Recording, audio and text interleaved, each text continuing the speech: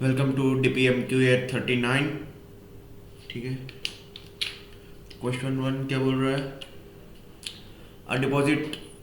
Deposit some money in central bank at a rate of 20% per annum simple interest.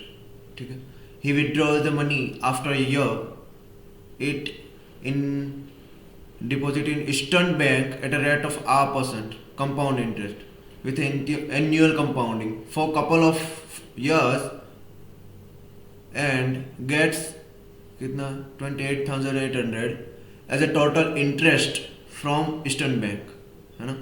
If the first year's interest is 12,000, तो total interest उसने कितना आया है? Couple of years मतलब 2 साल के लिए था और टोटल इंटरेस्ट कितना आया? 28,800। पहले साल का कितना है? 12,000 R% पे। पहले साल का 12,000 है, दूसरे साल का भी 12,000 ही आएगा प्लस 12,000 का R% आएगा। ठीक है, तो 12 तो 24, 28,000 में से 24,000 निकला तो कितना बचा? 4,800। ये है 12,000 का R% होगा। ये 0 0 कैंसिल, 0 0 कैंसिल, 1 0 यहाँ से कैंसिल, 12 चौक 48, मतलब R इज इक्वल टू ये 40% हो गया। 40% R पे रखा था उसने, पूछा क्या है लेकिन at deposit if the first years interest then what amount had at deposited in central bank. ठीक है। अब उसने बोला कि R कितना 40% हो गया है ना? 12,000, ये देखो 12,000 पहले साल का इंटरेस्ट आया है ना? तो मतलब कोई एक्स अमाउंट उसने डिपॉजिट किया होगा, उसका पहले साल का R% कितना 12,000 होगा और R% हमको पता है कितना है? 40 है ना? तो ये 0 से ये 0 cancel out, x is equal to कितना? 4 × 3। ठीक है, तो ये 3,0,0,0,0 30,000 रुपीज़, मतलब 30,000 रुपीज़ उसने कहाँ डिपॉजिट किया होगा? ईस्टर्न बैंक में। ठीक है, और वो कब किया है? मान लो कि कोई अमाउंट A था, उसको 20% सिंपल इंटरेस्ट पे रखा और 1 साल के बाद उसने ईस्टर्न बैंक में डाला, मतलब 1 साल के बाद 1.2 और वो बन गया है कितना? 30,000, है ना? तो A is equal to 30,000 divide by 1.2 into 12। ठीक है, ये 5, ये 6 5 25,000। ठीक है, तो अमाउंट कितना होना चाहिए? पहले जो सेंट्रल बैंक में उसने डिपॉजिट किया वो अमाउंट कितना होगा? 25,000। Option none of this. अगला question, read the following information carefully to answer the given questions. At a cloth shop, a dress has to go through a 3-stage cloth cutting. 3 stages: cloth cutting, dyeing and stitching. There are 16 cutters. Cutters कितने हैं? 16. Dyers कितने हैं? Dyers कितने हैं? 10. Tailors कितने हैं? 15. ठीक। A cutter can cut a cloth for 8 dress. ये 8 ड्रेस के लिए एक दिन में इन आवर 1 घंटे में 8 ड्रेस के लिए एक क्लॉथ कट कर सकता है। ये 12 ड्रेस के लिए डाइंग कर सकता है per hour. Taylor can 12 dress के लिए पर आवर ये क्या बोलते हैं, टेलर है वो स्टिच कर सकता है 12 ड्रेस पर आवर पे। A working day is 10 hours, मतलब 10 घंटे तक काम कर सकते हैं हर कोई, 10 hours. And a person can do only 1 stage of job. How many dresses can be prepare in a day?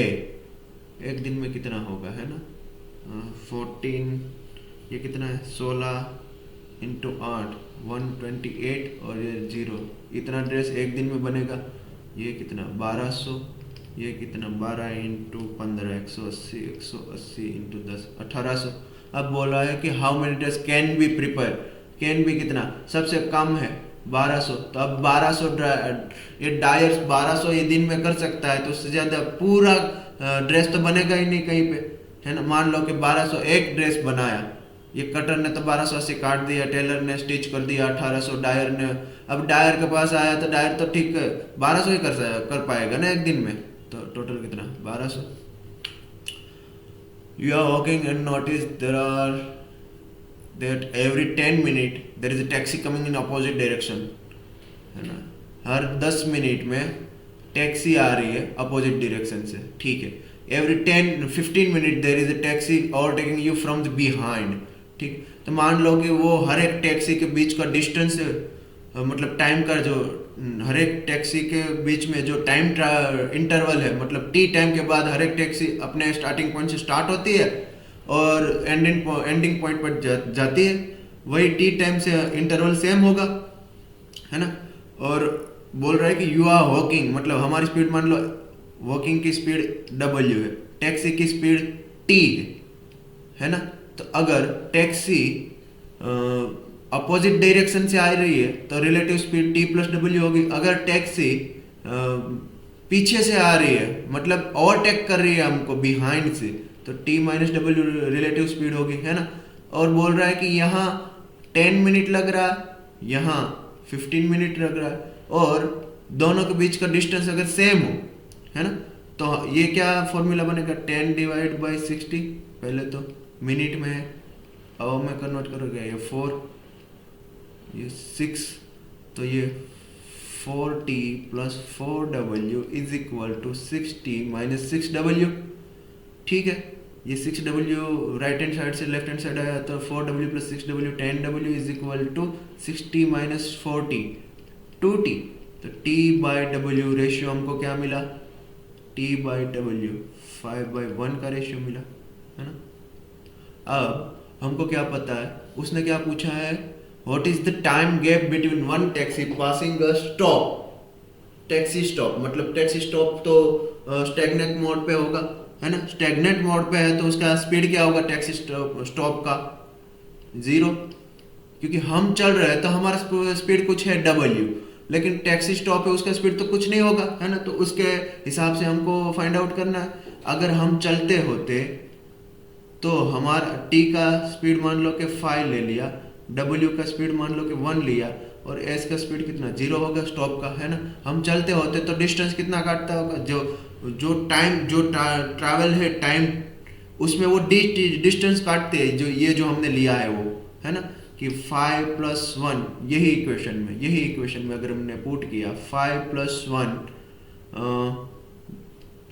Divide by 6, ये D है ना।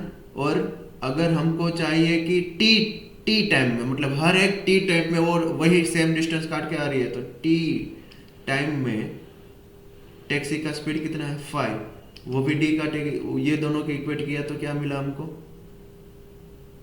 क्या मिला 5 + 1 6 divide by 6 is equal to 5 into t, तो 6 cancel out, t is equal 1/5, है ना।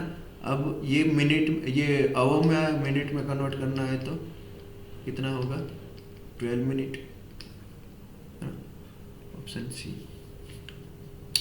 इन an election, क्या बोल रहा है, in an election of 3 candidate PQR, P gets 50% more votes than Q, P gets 50% more vote, मान लो Q का X है तो P का 1.5x होगा, है ना। He also beats R by 24,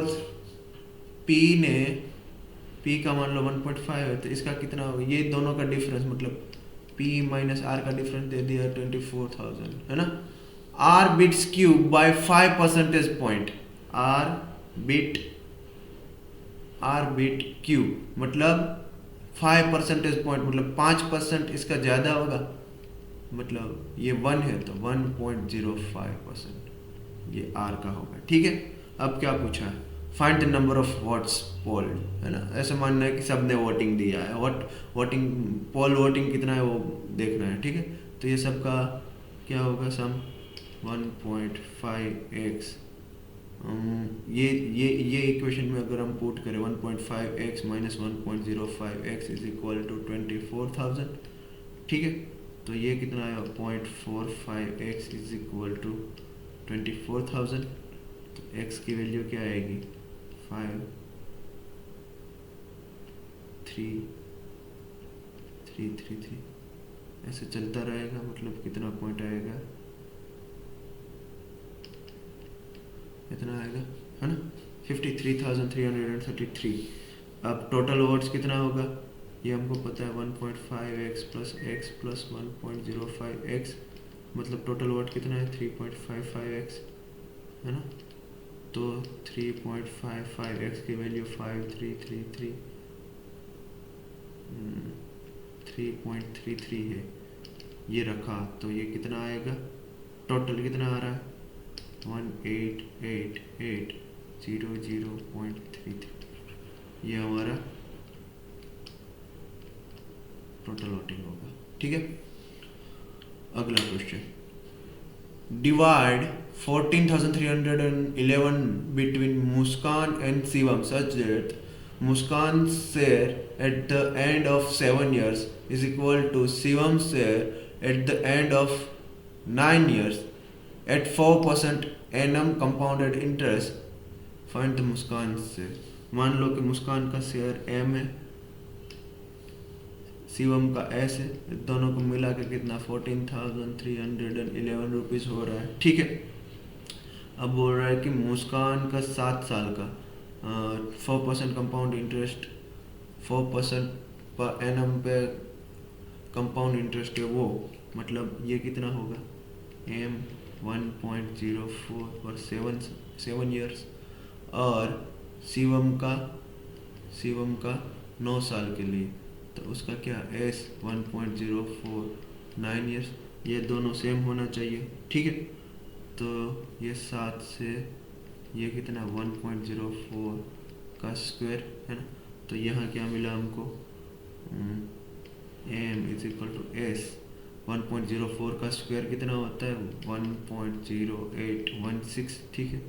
यहाँ हमने अगर M की वैल्यू रख दी कि M इज इक्वल टू, हमको ये पता है ना, तो M की वैल्यू यहाँ रख दी तो क्या आएगा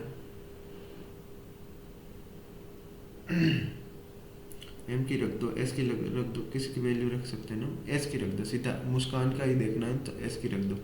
M is equal to, S की जगह रख दिया हमने 14311 माइनस M इंटू 1.0816, तो M का सीधा हमको पार्ट मिल जाएगा, कितना मिलेगा 7436, ये मुस्कान का शेयर मिल गया रुपीज़ में, है ना। इजी क्वेश्चन था, कुछ नहीं था, है ना। मिलते हैं अगले DPM में।